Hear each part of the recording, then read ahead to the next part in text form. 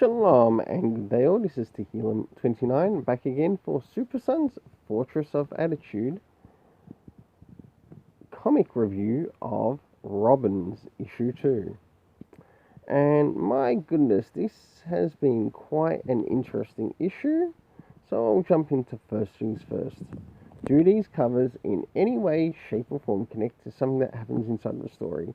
Well, even though the second one doesn't, the first one actually does. So with that, it actually connects to the Robins dropping into a cemetery in the storyline, and you do get to see that. To which I gave this cover a 7 out of 10. That's for the one on the left hand side. For the right hand side, I also gave it a 7 out of 10. I'll use the variant cover to show the internal art. To which we'll get to see the beginning, middle, and the end. I'll also be able to cover some of the things that happen that you see in the story before the story gets its rating. So, starting with the art around the beginning of the story, as you can see, we're in the Bat Cave, and of course we've got all the Robins together, and they're also wanting something from Bruce. But Bruce has his own problems to deal with. And of course, Dick Grayson makes his appearance right on time. I'll now jump towards the middle. Now, this is towards the middle of the story, to which you actually learn that in this time period, the Robins have had to go through their own personal gauntlets into becoming a Robin, and before they get a pass from Batman to become a Robin.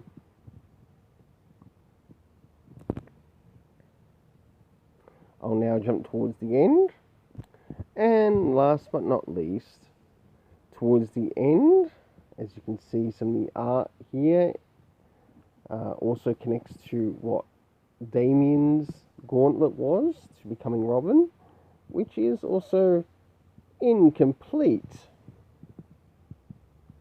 if him in getting a pass. But trust me, this kid's earned a pass, even though Tim Seeley is also ignoring some of the continuity. So for the internal art, I gave it a 7 out of 10. Now it's time to jump quickly into the story. Did this story have any comic references? Not really, but in its own way, it had like references to how the Robins came to be, but not really giving any DC comic book references, like legit comic book references, which would have been good to see by the editor as well as Tim Seeley himself. And in that, it does lose a little in points. The next thing I like to cover on the list is time. Do we get any indication of time throughout this story, and when some of these events also took place, like even in the past? No, we didn't, but with some of the locations, the locations were mainly made out in what you could see in the pictures or the pages. Of course, we had the Bat Cave. This felt bloody lazy as a location being called somewhere else. Really, the writers have really got to stop this shit.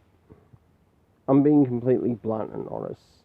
Like, if you want to give the reader like an indication of where this is taking place, but not the actual character that you're writing on, okay, somewhere else, yeah, okay, it might work for the character in the story, but it doesn't work for the reader of the story.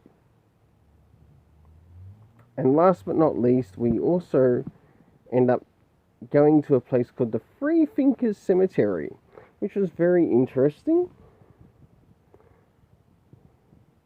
The cast of characters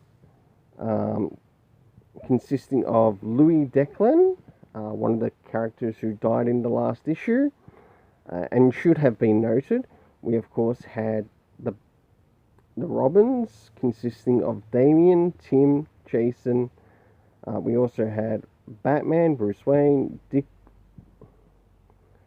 Grayson, spoiler, Stephanie Brown, who made an appearance. And we also had a small group called the Super Criminals. This issue also addressed the issue of some of the gauntlets, or some of the gauntlets were used as tests in regards to who would be a Robin and who wouldn't be a Robin. And I thought that was quite interesting. Overall, I did enjoy the second issue a little bit more than the first issue. And for this, I am giving it a 7 out of 10. Even though I've already read the third issue online, I'll have to wait for it to come out in physical format. And it shouldn't be long until the fourth issue comes out. So we'll see you again at the Super Sons Fortress of Attitude.